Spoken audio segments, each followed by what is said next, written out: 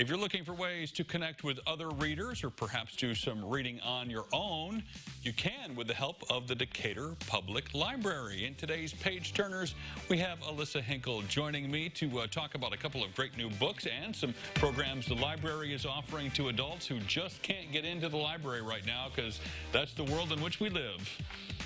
Correct. So Go ahead. What do you guys have specifically? I know last time you talked about kids and you read a kid's book to us, but now we're focusing a little bit more on the adult world. Correct. Because although we have story times for children every evening at 7 o'clock Monday through Friday, adults, it's a little bit harder because we are not going to sit and read a 500-page novel to you. We couldn't get away with that. However, there are a few things that we have been doing to make sure that adults still have the same pleasure of reading. For instance, we had our first ever book talk, and that was held April 29th, and several of us got together, and we didn't talk about one book. We each talked about books that we had read that we would recommend to other people. And by the time we were done, after an hour, I think we had discussed 15 different books, some of which more than one of us had read. And it was actually a lot of fun. We enjoyed it. It was a good little social hour. And we'll be doing that again Wednesday, May 20th at 10 a.m.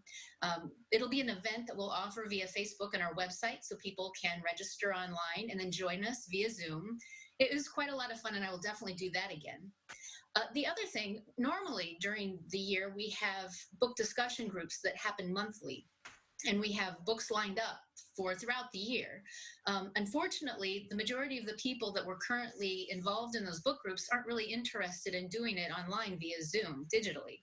We do have one, the Graphic Novel Book Club. They have decided to continue to meet, and you can follow them on Facebook and get invited. Although they had already picked all 12 of their books for the year, I believe they're moving them around a little bit. They might change them a little bit to make sure everyone has access to them. So there's an opportunity for people to get together and talk about graphic novels. Our summer reading program will happen. It will begin June 1st for adults, young adults, and children. It'll be a little bit different than usual, but we are hoping to offer, and it's in the works, to have a few different book discussion clubs that way, with a platform that enables us to discuss in live time, but also to chit-chat and write down our feelings and comments on a single book as we go along. Oh, very nice. It sounds like your website is kind of the portal to take you to all of these places, including finding out about some of the new books that might be available, even though you can't have a hard copy in your hand. Correct. One of the favorite things that we do at the library is create displays of books based upon theme to encourage people to pick something up. We make them eye-catching, and you go up and you can't help but pick them up and browse. Well, we can't do that if you can't be in the building. So some of our librarians decided to go digital. So Decatur Public Library now has digital displays, and some of them are about the month. So this is Asian Pacific Islanders Month. And so you'll see books from that area of the world written by authors from that area of the world. We also have a digital display on after you've binge watched, what are you going to do now?